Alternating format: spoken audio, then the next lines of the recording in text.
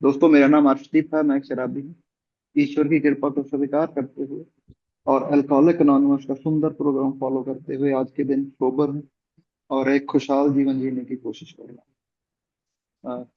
दोस्तों, मेरे को आज टॉपिक मिला है honesty is foundation of recovery. ईमानदारी ही रिकवरी की नींव है।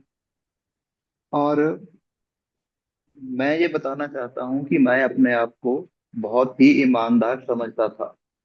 कितना था या नहीं था वो हम देखेंगे। लेकिन मेरे को लगता था कि मैं बहुत ईमानदार आदमी। और लेकिन ये तो मेरे को बाद में आके पता चला कि मैं कितना बेईमान हूँ। एक्चुअली ए में आके ही पता चला कि मैंने एक तरह से मेरे जीवन का मैंने जैसे एक मूल्य उद्देश्य ही बेईमानी को बना रखा है हर जगह। और इससे पहले कि मैं अपनी ईमानदारी पे बात करूं, थोड़ा मैंने सोचा कि इसका भी जानना बहुत जरूरी होगा कि मैंने कहाँ कहाँ सिर्फ पीने में ही नहीं, मैंने हर जगह पे मेरा जैसे एक थोड़ी बहुत छोटी बहुत बेईमानियां जिनको मैंने कभी देखा ही नहीं था। अगर मैं देखूं तो मैंने जब पीनी शुरू की थी, the day I had first drink, जिस दिन मैंने अपने दोस्तों के साथ वो पहली बियर पी थी, तो ये कोई नहीं था कि मेरा बहुत मन था, मैं मतलब बहुत ही चाह रहा था पीनी। सिर्फ ये था कि हाँ, दोस्त इकट्ठा हुए हैं और उनको मेरे को दिखाना है कि मैं भी कूल हूँ या मैं भी कैंट हूँ। मतलब सिर्फ दिखावे के लिए। और बेईमानी एक तरह से मैंने पीने की शुरुआत ही अपनी बेईमानी से की। कोई मैं ईमानदारी से पीना नहीं चाह रहा था। और फिर काफी सालों तक ऐसा ही चलता रहा। थोड़ी थोड़ी शराब, जिसे कह सकते हैं कि कॉलेज टाइम में हाँ पीते थे, लेकिन कभी भी इस हद तक नहीं होता, मैं शराबी नहीं होता था।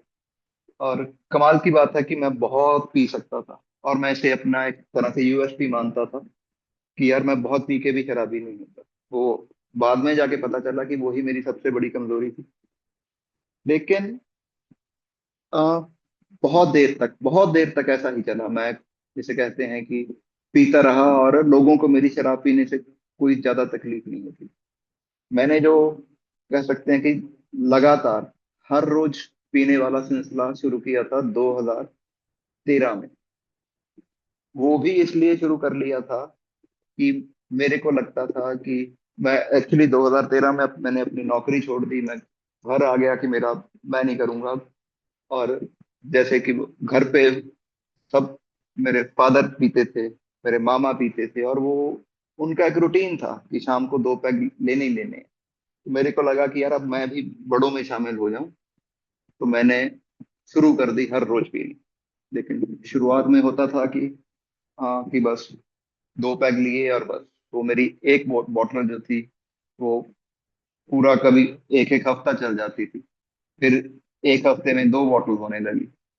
फिर हर रोज की भी बॉटल होने लगी, कभी कभी उससे भी ज्यादा होने लगी या कुछ आ जाता था कोई। और थोड़ी बहुत लोगों का मेरी तरफ ध्यान जाने लगा कि तू यार, तेरे से अब कंट्रोल नहीं हो रही, तू खराब करने लगा या तेरे से कई बार उठा भी नहीं जाता पी के, आगे दिन के काम खराब कर रहा है।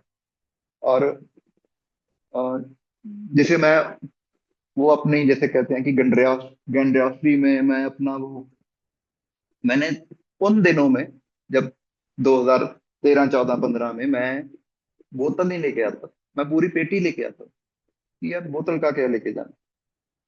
तो लेकिन कभी कभार ज्यादा होती थी तब भी। लेकिन 2017 आते आते लोग मेरे को कहने लग गए थे कि तू बस कर यार, तू मत पिया कर। लोग अवॉइड करने लगे थे, घर पे भी थोड़े बहुत क्लेश होने लगे थे। लेकिन मैं तभी तक ये मानने को तैयार नहीं था। मेरा था कि यार शराब गंदी थी। मैं मैंने कभी नहीं माना ये, मतलब जैसे हम जो टॉपिक हम बात कर रहे हैं कि हाँ कि मैं ज्यादा पी रहा हूँ, मेरे में कोई गलती हो रही है, मैं हमेशा कहता कि यार वो इस गंदे ठेके से ले ली थी आज, इसलिए गंदी आ गई, या ब्रांड मिक्स हो गए थे, जो हम शराबियों के बहाने होते हैं वो सब कुछ मैंने किया। लेकिन फिर जब ज्यादा ही होने लगा, घर पे क्लेश होने लगे, तो मैंने पहली बार जो शराब छोड़ने की कोशिश की थी। और जिसे कहते हैं कि सिर्फ घर के प्रेशर में, घर पे क्लेश होने लगे थे तो मेरे को लगा कि यार इनको खुश कर दो, थोड़ा दिखा दूं। और ईमानदारी थी नहीं, वही जो हमारा आज का टॉपिक है कि जितनी देर कितनी देर में ईमानदार नहीं हुआ, और कोशिशें मैंने शुरू की लेकिन ईमानदारी से नहीं की, सिर्फ इसलिए कि यार क्लेश हो रहा है, चलो इन्हें दिखा दें कि हाँ चलो जी साइकेट्रिस्ट के पास चलते हैं, दवाई लेके आते हैं। और मतलब मैं ऐसा व्यक्ति था जो साइकेट्रिस्ट के पास जाने से पहले पी के जाता था और फिर आके पी लेता था कि हाँ ठीक है, क्योंकि मेरे को लगता था, क्योंकि मैं बोल नहीं सकता था ज्यादा, मेरे को लगता था कि वो बातें करेगा तो अच्छी तरह से बात हो जाएगी, उससे भी इम्प्रेसिव तरीके से मैं बात कर सकूंगा, उसे अच्छी तरह से यकीन दिला सकूंगा। और फिर मतलब वो भी मेरा पूरा लिख के दे देता था कि हाँ वो। लेकिन साइकेट्रिस्ट के बाद भी दो चार बार ऐसे शुरू में गए, जब तीसरी चौथी बार गए तो उसने, मैं कह देता था कि जी छूट नहीं रही, और घर वाले को लगता था कि ये कोशिश तो कर रहा है और ये कम करने की कोशिश कर रहा है। और मेरे साइकेट्रिस्ट ने मेरे जो प्रिस्क्रिप्शन लिखते हैं उस पे कोई दवाई नहीं लिखी, उस पे मोटा मोटा ये लिख के दिया था कि once an alcoholic always an alcoholic, you can't drink, कि मैं एक भी घूंट नहीं पी सकता। लेकिन फिर भी मैं नहीं माना और वो ही सिलसिला चलता रहा। अंत में आते आते 2021 तक इतना कलेश बढ़ गया था कि वो कह रहे, मेरी वाइफ ने अल्टीमेटम दे दिया था कि यहाँ शराब छोड़ो या मुझे छोड़ो। और इतना कुछ होने के बावजूद भी, जितने इस सिचुएशन पे पहुंचने के बाद भी, मैं एक्चुअली छोड़नी नहीं चाहता था, लेकिन वो प्रेशर इतना हो गया था, डर इतना हो गया था कि चलो अब फिर कुछ ना कुछ तो करना ही पड़ेगा। लेकिन वही बात आ गई कि मैं छोड़ना नहीं चाह रहा, मेरे को सिर्फ घर वालों को टरकाना था या खुश करना था। मैंने कहा कि जो तुम कहोगे मैं कर लूंगा, जैसा आप कहोगे मैं कर लेता हूँ। सिर्फ दिखाने के लिए उन्होंने कहा कि ठीक है रिहैब चले जाओ, मैंने कहा ठीक है कि रिहैब चले जाते हैं, लेकिन ढूंढूंगा मैं अपनी मर्जी से जैसा मैं चाहूंगा। रिहैब में चले गए, सब कुछ हुआ, लेकिन मैंने छोड़ी ही नहीं, क्योंकि रिहैब से आते ही मैंने कहा तीसरे चौथे दिन मैंने पी ली दवाइयों के साथ। रिहैब वालों ने मेरे को इतनी दवाइयां दे रखी थी कि जिससे कहते हैं कि मेरा दिमाग ही नहीं चलता था, लेकिन दिमाग इतना जरूर चलता था कि मैं शराब पी लूं, कि हाँ इतने देर हो गए अब तो मेरा हक बनता पीने का।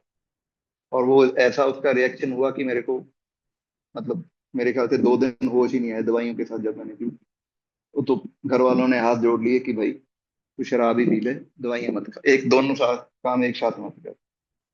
और ये सब, जिसे मैं कह सकता हूँ कि मैं सिर्फ जब मैंने एक तरह से दिखावे के लिए शराब छोड़ने की कोशिश शुरू कर दी थी, लेकिन ईमानदारी से नहीं की, सिर्फ दिखाने के लिए। और कहीं ना कहीं जब ये बहुत, क्योंकि कई सालों से यही चल रहा था, तो मेरे को भी लगता था कि यार मैं शराब छोड़ने की कोशिश तो कर रहा हूँ लेकिन छूट नहीं रही, मैं क्या करूँ। क्योंकि मैं रिहैब में गया था, वहां पे मेरे को ए का मैसेज भी मिल गया था, और वहां पे जाके मतलब एक समझदार तो मैं हूं ही, शराबी हूँ, वहां पे जाके मेरे को बता दिया गया था कि ये तो एक बीमारी है। तो मेरे को एक और बहाना मिल गया। मैं कह मतलब मेरे को कोई पूछता था कि यार तू छोड़ता क्यों नहीं है, तो मेरा यही होता था कि यार इसमें मैं क्या कर सकता हूँ, अब भगवान ने मेरे को बीमारी लगा दी है तो इसीलिए पी रहा हूँ, मेरे से नहीं छूट रही। हालांकि मैं ये भूल जाता था कि अगर बीमारी है तो इसका इलाज भी तो करना पड़ेगा, और इलाज करने को मैं तैयार ही नहीं। वही बेईमानी, क्योंकि मैं चाह ही नहीं रहा था कहीं ना कहीं। हाँ मेरा ये जरूर कोशिश होती थी कि किसी तरह से भी मैं पी लूं और लोगों को पता ना चले, या मैं पी इतनी सी पीऊं कि एक कंट्रोल में करके पी सकूं, लेकिन पीऊं बहुत ही। मैंने मेरे को नहीं याद कि मैंने कभी ऐसा सोचा हो कि मैं थोड़ी सी पी के मैं हट जाया करूं। मेरा हमेशा ही ये तरीका मैं यही ढूंढता था कि मैं बहुत सारी पी लूं और किसी को पता ना चले, और मैं जो कोई ऊल जलूल हरकतें करता हूँ वो भी ना करूं। लेकिन जैसा हमें सबको पता है कि कभी कभी भी ऐसा नहीं हुआ। और वहां पे मतलब तब फिर धीरे धीरे मैंने ए का प्रोग्राम करना शुरू कर दिया यहाँ पे। मैं मैंने एक्चुअली हमारी जो 2002 में यहाँ कोटी में कन्वेंशन हुई थी, वहां वो भी अटेंड की, क्योंकि तब तक वो पूरा एक जोश था कि मेरे को शराब छोड़नी है, लेकिन कहीं ना कहीं वो एक रिजर्वेशन थी कि छोड़नी नहीं है, कंट्रोल में पीनी सीखनी है। वही बात फिर जो हमारा टॉपिक है कि ईमानदारी से नहीं था मेरा, मैं ईमानदार नहीं था। ये एक्चुअली ये जो मैं अब मैं कह रहा हूँ कि मैं ईमानदार नहीं था, तब कहीं ना कहीं मेरी वही था कि यार कंट्रोल। वो तो मेरे को बाद में पता चला कि यार इतनी मतलब ईमानदारी से मांगना पड़ता है। मेरे को था कि यार ठीक है, अगर हो गया तो छूट गई तो ठीक है, कोशिशें जो ये कर रहे हैं। और बढ़िया था मेरे लिए, तो पिकनिक की तरह थी। हाँ, वो गया कोठी में, वहाँ बातें बातें सुनी, और मतलब बड़े ही इंटरेस्ट से मैं सुनता था, नोट पैड लेके बैठ जाता था, और लोग क्या बोल रहे हैं लिखता था। और बाद में अपने रूम में आके सोचता था कि यार बातें करने से कैसे छुड़वा देंगे ये नहीं, ऐसे कैसे छूट जाएगी। मतलब मैं इतना, जैसे कहते हैं कि दोगला बंदा था, कि मैंने कभी भी और एक तरह से दिखावे दिखावा मैं इतना बड़ा कर सकता था कि यार सामने वाले को लगता, मेरे को लगता है ये कि सामने वाले को लगता होगा कि मैं बहुत ही सिंसियरली उसकी बात सुन रहा हूँ। जैसे वो कह रहा है मैं वैसा ही करूंगा, बस आज के बाद तो मैं पीऊंगा ही नहीं। मतलब इतना मैं, मतलब सामने वाले को इम्प्रेस करने की कोशिश करता था कि हाँ जी ठीक है, बस अब तो बस बहुत हो गया, बहुत समझ आ गया मेरे को। मतलब दो चार अपने बीच में वो फिलॉसफी भी झाड़ देनी कि हाँ हाँ हाँ ऐसा ही होता है, नहीं। लेकिन कहीं ना कहीं अंदर से मेरे हमेशा ही ये होता था कि नहीं यार, ठीक है ये नहीं पी सकते, मैं ऐसे कंट्रोल कर लूंगा, कभी ना कभी नहीं। फिर मतलब अंत में थक हार कर जब मेरे को ये पता भी चल गया था कि मैं नहीं पी सकता, बहुत बार मैंने ये एक्सपेरिमेंट कर लिए थे, बहुत बार एक्सपेरिमेंट कर लिए थे कि मैं पीने की छोड़ने की कोशिश कर रहा हूँ, छोड़ना चाहता हूँ। कभी बार एक हफ्ता छूट गई, कभी 10 दिन छूट गई, और मैं फिर पी लेता हूँ। और दिमाग में पता नहीं मेरे में क्या आता था कि मेरे को तब लगने लगता था कि नहीं यार, अब तो मेरा बनता है, इतने दिन हो गए कि एक आध पेग पीऊंगा, और किसी को कौन सा पता चलने वाला है। और वही वही जो एक रिजर्वेशन मेरे दिमाग में हमेशा रहती थी कि किसी को पता ना चले कि मैं तो पी लूं, किसी को पता ना चले। छोड़ने की बात कभी नहीं आई। जब इतनी बढ़ गया था काम की, अब छोड़ो या जाओ, मतलब क्लेश होने लगे थे घर पे, तब भी मेरा मोटिव यही होता था कि किसी को पता ना चले, छुपा के पी लूं। लेकिन शराब छुपती कहाँ है वो। हाँ, एक आध दिन नहीं भी पता चलता था, क्योंकि मैं दोपहर को पी के आया, आ गया, खाना वगैरह खाया, ठीक है, बैठे रहे, फिर चाय पी ली, वो सब कुछ करता था। लेकिन वो ज्यादा दिन नहीं चलता था, फिर मेरी हालत वही हो जाती थी। और कभी भी कभी भी ऐसा नहीं हुआ कि मैंने थोड़ी सी पीने की कोशिश की और मैं थोड़ी पी सकता। वो अब पता चलता है कि वो मेरी बीमारी थी कि मैं नहीं पी सकता था। लेकिन अ, और अब मेरे को जो याद आ रहा है कि मैंने, और फिर जब अंत में जब बिल्कुल ही रह गया था, और मेरा मतलब मन ही नहीं होता था कि यार मैं छोड़ दूं, या क्यों क्यों पी रहा हूं, मेरे को नहीं पता होता था। और अंत में मैं ये कहने लगा था कि यार मैं किसी को क्या कह रहा हूँ। मैं, क्योंकि मैं ज्यादा पी के लड़ता झगड़ता नहीं था, मैंने अपनी पी बात, अगर पी के आया, लेट गया या कुछ भी, लेकिन मेरे को ये हो गया था कि यार मैं कौन सा किसी को कह रहा हूँ, मेरे को पीने दो और लेटने दो। मतलब आगे सो गया, पी ली, लेकिन घर वाले तो परेशान ही थे ना, मेरा बेटा बड़ा हो रहा था, वो मेरे को देख रहा था कि बाप क्या कर रहा है। और मैंने कभी नहीं माना एक्चुअली कि हाँ मेरे को शराब छोड़ने की जरूरत है।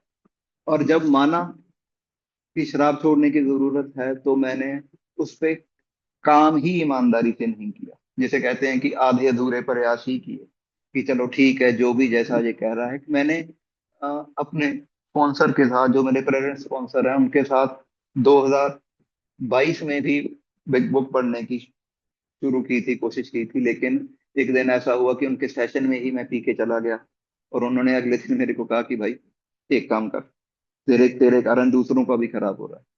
तो मैं ये नहीं कहूंगा कि मेरे को तब शौक लगा या बुरा लगा। मेरे को एक, जैसे कहते हैं कि आई वॉज रिलीव्ड। मैंने कहा कि शुक्र है ये पंगा छूटा, मेरे को दिखावा नहीं करना पड़ेगा, अब मैं खुल के पी सकता हूँ। मेरे दिमाग में यही आया। और फिर मैंने तब की छोड़ी, 2024 में जाके पकड़ी। लेकिन 2024 तक आते आते मेरा, मैं असल में तब चाहने लगा था। एक्चुअली ईमानदारी से मैं चाहने लगा था 2024 की अप्रैल से। घर पे कुछ ऐसा हुआ कि तब मेरे को लगा कि नहीं यार, ये मेरे लिए नहीं। अप्रैल से मैंने चाहना शुरू किया। हमने डिसाइड किया कि अब, मैंने बैठ के घर पे बात की कि अब क्या करें। अब मेरे पे एक्चुअली यकीन नहीं था किसी को कि हाँ, कि कितने साल हो गए थे मेरे को ये सुनते हुए उनके कि मैं छोड़ दूंगा छोड़ दूंगा। लेकिन जब मैंने अप्रैल में कहा कि यार कुछ भी करो, मेरे को ईमानदारी छोड़नी है। मेरी वाइफ एल मेंबर है, शायद उन्होंने किसी से बात की, उन्होंने सुझाव दिया कि अगर ये ईमानदारी से छोड़नी चाहता है, इससे पहले बात करो बैठ के। अगर ये छोड़नी चाहता है तो आप 1 महीना आगे चंडीगढ़ रहिए, यहाँ हर रोज मीटिंग होती है, और ये मीटिंग ईमानदारी से लगाए तो शराब छूट जाएगी, कोई इतनी बड़ी बात नहीं है। मैं वाकई तंग था तब तक कि मैं ईमानदारी से छोड़ना चाह रहा था और मेरे को राह नहीं मिल रही। मेरे को रास्ता दिखाया गया। मेरी, आज भी मैं बहुत बार ईश्वर का और अपनी वाइफ का, अपने घर वालों का, पेरेंट्स का, सबका थैंक यू करता हूँ कि उन्होंने कहा कि हाँ ठीक है, आप घर छोड़ के वहाँ 1 महीना वहाँ जाके रहो। हम चंडीगढ़ में 1 महीना तक रहे। मैंने हर रोज मीटिंगें लगाई, और मीटिंगें लगा के मैं 1 हफ्ते में ही सोबर हो गया था। लेकिन उसमें मैंने ईमानदारी, अब जो ईमानदारी मेरे स्पॉन्सर से बात की, और उन्होंने मेरे को पहली बात सिखाई ईमानदारी के लिए कि मेरे को अब किसी को दिखाने के लिए ईमानदार नहीं होना। सबसे पहले मेरे को खुद से ईमानदार बनना है। अगर मेरे को शराब छोड़नी है तो सबसे पहले जो मैं खुद को झूठ बोलता रहता हूँ, मेरे को वो छोड़ने होंगे। मेरे को ये मानना पड़ेगा कि मेरा अपने आप पे कंट्रोल नहीं है, मैं इसे कंट्रोल नहीं कर सकता। और फिर जैसा वो कहें या जैसा मीटिंग में बताया जाता है, जैसे लोग सुझाव देते हैं, उन पे मैं चलूं।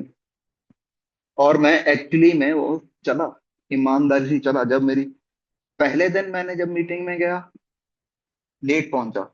मेरे को था कि चलो ठीक है, अब पहुंच जाएंगे, मीटिंग की है, चलते हैं। फिर 1-2 दिन में मेरे को पता चल गया कि यार मीटिंग में ये शुरू के 15-20 मिनट तो वो लिटरेचर पढ़ने में ही लगा देते हैं। तो मैंने कहा ये तो हर रोज ही पढ़ते हैं, इसकी मेरे को क्या जरूरत है। ठीक है, मैं थोड़ी देर लेट भी चला गया तो क्या बात, वही। लेकिन मैं तब छोड़ नहीं चाह रहा था, और मैंने अपने स्पॉन्सर को कहा कि यार देखो, मैंने 2 मीटिंग अटेंड कर ली, लेकिन शाम को आके मैं पी लेता हूँ। उन्होंने कहा कि कैसे अटेंड की।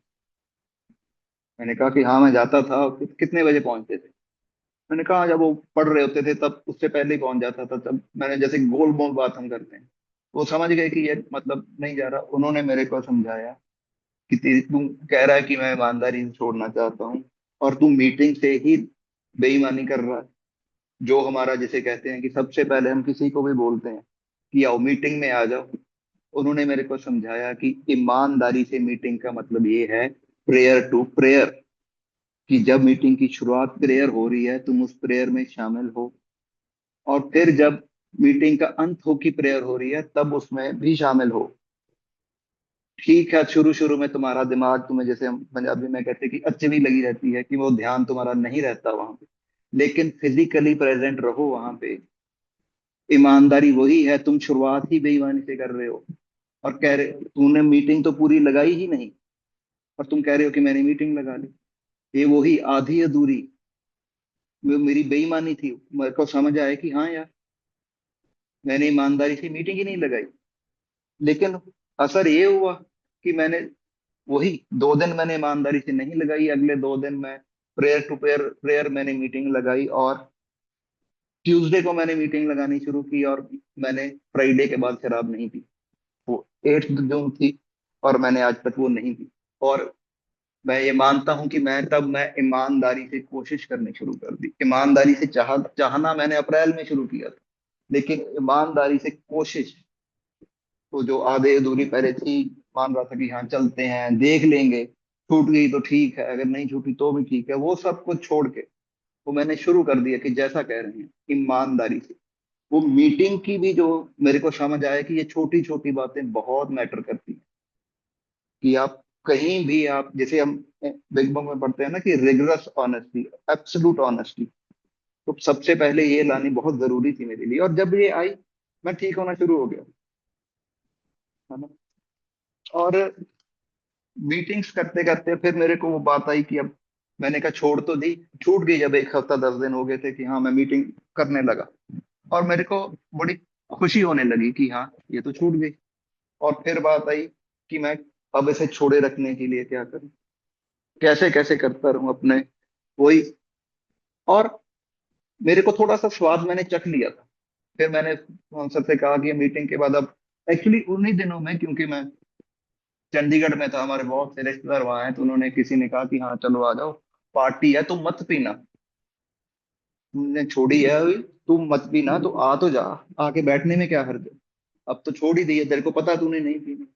और मैंने अपने स्पॉन्सर से बात की, मैंने कहा जी ऐसी बात है, वो कह रहे हैं कि तू आ जा और मैं नहीं पीऊंगा, क्या मैं चला जाऊं। उनका सीधा सी जवाब था कि पागल है क्या, तेरे को पता है कि तू कंट्रोल नहीं कर सकता, और फिर तू ये कह रहा है। वही वो अंदर से, क्योंकि मेरी, जिसे मैं कह सकता हूँ कि बेईमानी मेरे अंदर कूट कूट के भरी हुई थी, और मैं ये मानने को तैयार नहीं था। फिर मेरे को याद आया कि हाँ यार, मैं तो कंट्रोल कर ही नहीं सकता।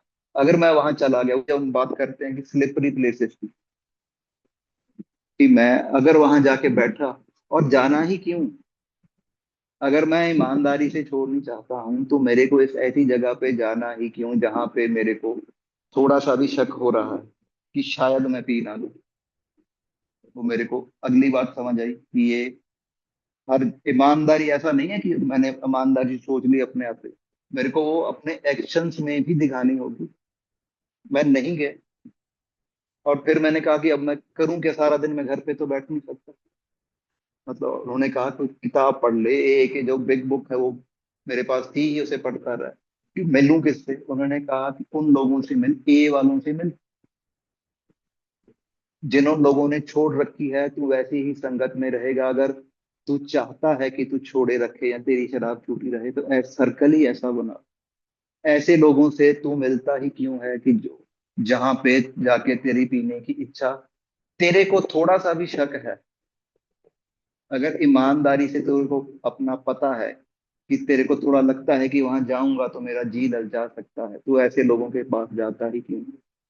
और मेरे जीवन में ऐसे लोग बहुत थे, मेरे आस पास, जिसे मैं कह सकता हूँ कि 90% लोग पीने वाले।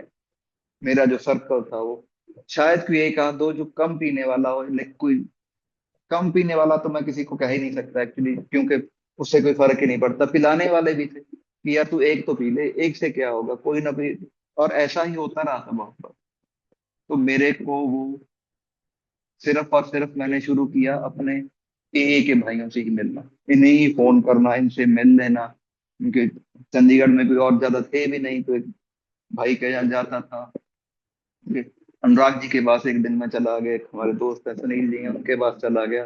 किसी भी, मैंने अपना ये बना लिया कि मैं सिर्फ ए के सर्कल में ही रहूंगा, इससे बाहर नहीं निकलूंगा, कम से कम जितनी देर में चंडीगढ़ में हूँ, मीटिंग छोड़ने की, शराब छोड़ने की कोशिश कर रहा हूँ।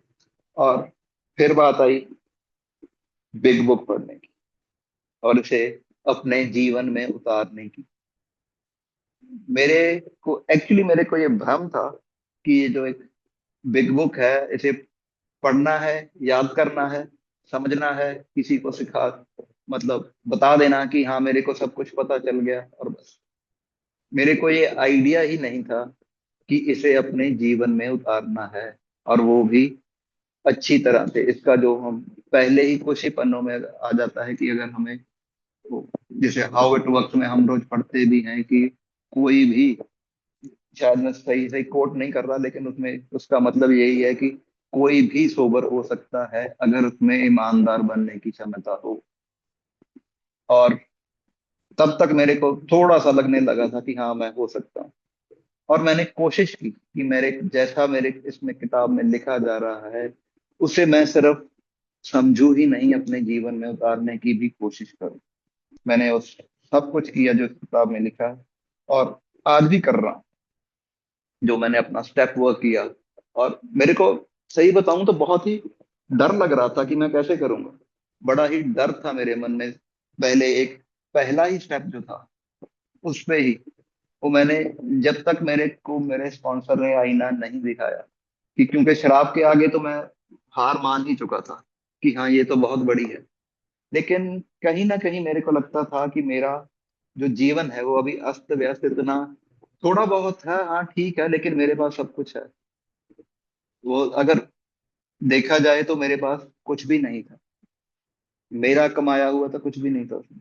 और मेरे को मानना पड़ा कि हाँ यार मेरा, मैंने देखा घर पे मेरी वाइफ मेरे से मतलब एक तरह से, या सही बात में कहें तो एलर्जी ही करती थी कि यार जब मैं पी लेता था। बेटा मेरा जब मैं पी के आ जाता था तो घर से मतलब मेरे जिस कमरे में मैं होता था उसमें आता नहीं था। घर के फाइनेंसेस का मेरे को पता ही नहीं था कहाँ है। और मेरे को लगता था कि सब ठीक है। माँ बाप मेरे कहने लगे थे कि यार तू अलग रहने दे हमसे। तो मेरा जीवन वाकई में ही अस्त व्यस्त था। ये दोनों मेरे को मानना पड़ा और देखना पड़ा, दिखाना, जब तक एक्चुअली जब तक आईना सामने नहीं आया मेरे, मैंने नहीं माना। मेरे को लगता था ठीक है। और जैसे अगर हम दूसरे कदम पे जाएं, विश्वास तो पैदा, जब थोड़े दिन मैं शराब से दूर हुआ तो मेरे को लगने लगा था कि हाँ यार कहीं ना कहीं ये शराब छूट सकती है। क्योंकि और मेरे को ये भी दिखने लगा था, अगर मैं कहूँ कि मेरे को तब पता चल गया था कि मैंने छोड़ दी, तो मेरे को पता था कि इसमें मेरा कोई हक नहीं। मैं, जैसे कहते हैं कि वो छोड़ दिया था मैंने, वो अपने आप से झूठ बोलना। मैं ये, और अपने आप से झूठ बोलना और औरों से भी, ये मैं मानने लगा था। नहीं तो मेरे जैसा इगोइस्टिक बंदा कभी मानेगा ही नहीं कि यार पता नहीं क्या हुआ और मैंने शराब छोड़ दी। मैं हमेशा ही मैं उसे कहूंगा कि हाँ यार मैंने बहुत कोशिश की, देखो कितना मैं घर छोड़ के चंडीगढ़ आया, मैं इतनी मीटिंगें लगाता हूँ, मैंने इतना करता था, ये करता था, वो करता था, लेकिन सच बात ये थी कि मेरे को पता ही नहीं जो असल में। अब थोड़ा थोड़ा मेरे को लगता है कि वही मेरे में हाउ वाला अपना फॉर्मूला आ जाता था कि मैं ऑनेस्ट था, होना शुरू हो गया था। मेरे में विलिंगनेस आई थी कि हाँ छोड़ने की, और ओपन माइंडेडनेस कि जो भी मेरे को यहाँ कह रहे हैं मैं वो सुनूं और वो करूं। और स्टेप वर्क में अगर मैं ऑनेस्टली कहूँ, सब कहते हैं कि चौथा पांचवा कदम बड़ा मुश्किल होता है। मेरे को ये करने में बड़ा डर भी लगता था, और मेरे को मतलब स्पॉन्सर बार बार पढ़ाते हुए ये बार बार याद दिलाते रहते थे कि इसमें कुछ भी छोड़ना नहीं है। वो बहुत से शराबियों के साथ काम कर चुके थे, शायद उन्हें पता था कि हम, मैं कितना भी अपना ऑनेस्टी ईमानदारी का गुणगान करता रहूं, लेकिन जहां कभी भी मुश्किल आएगी, मुश्किल कुछ वाक्य मेरी जिंदगी के आएंगे, मैं उन्हें छुपाने की कोशिश करूंगा ही करूंगा। कहीं ना कहीं मेरी वो जो अंदर मेरे अंदर कूट कूट के बेईमानी भरी हुई है वो सामने आएगी ही आएगी। और चौथा पांचवा कदम, लेकिन ईश्वर की कृपा रही, मैंने बड़ा ही चौथा कदम बहुत ही डिटेल में लिखा, बहुत ही डिटेल में लिखा। और यहाँ तक कि क्योंकि तब तक मेरे को चस्का पड़ चुका था कि यार जो है, और थोड़ा सा जैसे कह सकते हैं कि हौसला होने लगा था कि यार झूठ बोलने से इतना भी पहाड़ नहीं टूटता। क्योंकि वो मेरा नेचर ही रहा था कि सब हर एक सच्चाई को थोड़ा सा कम या ज्यादा थोड़ा ट्वीक करके बताने की अपने हिसाब से, कि सामने वाले को अच्छा लगे। तब तक मेरे को समझ आ गया था कि यार तू बोल दे, जो भी है सच है, तेरे को बस सच ही बोलना है, बिना ये आ, सोचे कि आगे क्या होगा। क्योंकि वो मेरी शराब छूट गई थी सिर्फ और मेरे को लगता था कि यार अगर ये इसका पीछा छूट सकता है तो मैं सच्चाई से कुछ भी बोल सकता हूँ। और बहुत ईमानदारी से मैंने वो कदम किए। और अ, जब मैं अपना, एक हिसाब से मैंने अपना फोर्थ कदम सारा लिख लिया था, पूरा मेरी तैयारी हो गई थी कि हाँ अब मैं पांचवा कदम करने स्पॉन्सर के साथ पास जा रहा हूँ। और एक्चुअली जहाँ स्पॉन्सर रहते हैं जहाँ मैं रहता हूँ उसमें तकरीबन 270 किलोमीटर का फर्क है। और मैंने वो इतनी ईमानदारी की तरफ मेरा ध्यान था कि वो सारे रास्ते में सोचता है, और रास्ते में मैंने गाड़ी रोक के जो भी मैं भूल रहा था वो मैंने लिखा कि हाँ यार नहीं ये भी बताना है, ये तो मैं भूल गया था। उस मतलब जैसे कहते हैं कि मेरे को वो अंदर या आप शराबीपन वाली कह लो, कि मेरे में वो कीड़ा पड़ गया था कि अब मेरे को कुछ भी नहीं छुपाना। और मैंने ईमानदारी से वो किया। चौथा पांचवा कदम करके हल्का हुआ। और फिर वो, अगर मैं आपको ईमानदारी से बात कहूं तो पांचवा कदम जब हमारा हो गया तो मेरे स्पॉन्सर ने कहा कि हाँ ठीक है, अब पिछला खत्म, अब असली काम तो अब शुरू होगा। और मैं सोच रहा था कि यार, क्योंकि डराया ही इतना गया था कि पांचवा कदम बड़ा मुश्किल, चौथा पांचवा सांप निकलते हैं, मेरे को लग रहा था कि बस यही करना और उसके बाद खत्म। और मेरे को उन्होंने बताया कि नहीं, अब तो शुरू होगा। अब जो भी इसमें हमारे करेक्टर डिफेक्ट्स मेरे उसमें से बाहर आए थे, वो छठे सातवें कदम में भगवान से कहना है कि वो ले ले। और फिर जो आपको पता है कि आप ये कहाँ कहाँ बेईमानी कर रहे हो, उसे आप, अगर आपको अपनी सोब्राइटी बनाए रखनी, तो अपने जीवन को बिल्कुल ही, जैसे मैं मेरा जीवन तो था जो बिल्कुल ही एक तरह से 360 डिग्री ही चेंज हुआ। कि वो मेरे को वो जहां भी मेरे को मेरे, क्योंकि मेरे करेक्टर डिफेक्ट में भी वो सबसे बड़ा यही आया था कि मैं बहुत ही सेल्फिश था, बेईमान था, क्योंकि मैंने कभी भी किसी को, जैसे कहूँ कि सही सही सच सच बात, सच भी मैं उसे कहीं ना कहीं थोड़ा ट्वीक करके कि सामने वाले को अच्छा लगे, वही बताता था। या सामने वाले को बुरा ना लगे, कुछ ऐसी ऐसे तरीके से बताने की कोशिश करता था। और मेरे को वो अपनी कमियां दूर करनी थी, वो अपनी सेल्फिशनेस दूर करनी थी। और आज के दिन में मैं जो वही कर रहा हूँ, वो मेरे को ईश्वर की कृपा है मेरे पे, कि मेरे को वो दिखाई देने लगा। तो ईश्वर की कृपा मैंने कहा, और मेरे को एक बार और याद आ गई कि मेरे को ये भी मेरे को अब दिखाई देने लगा है। मेरे को दिखाया गया कि ईश्वर की कृपा तो तेरे पे हमेशा ही थी। तू ही नहीं मानता था कि तेरे पे है।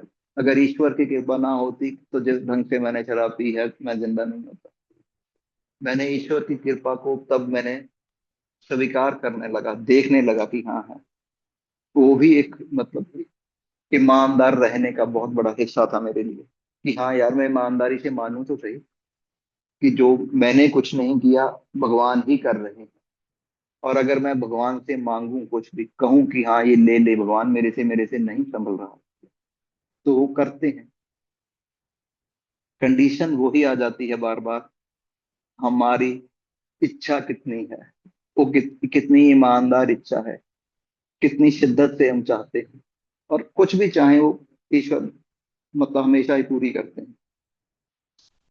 और आजकल जैसे मैं कह सकता हूँ कि अब मेरी लाइफ में जो मैं, क्योंकि ये, जिसे मैं मान के चलता हूँ कि सबसे पहले तो ईमानदारी से, जिसे अब मेरे को समझ आने लगा है कि honesty is the best policy क्यों कहते हैं सर।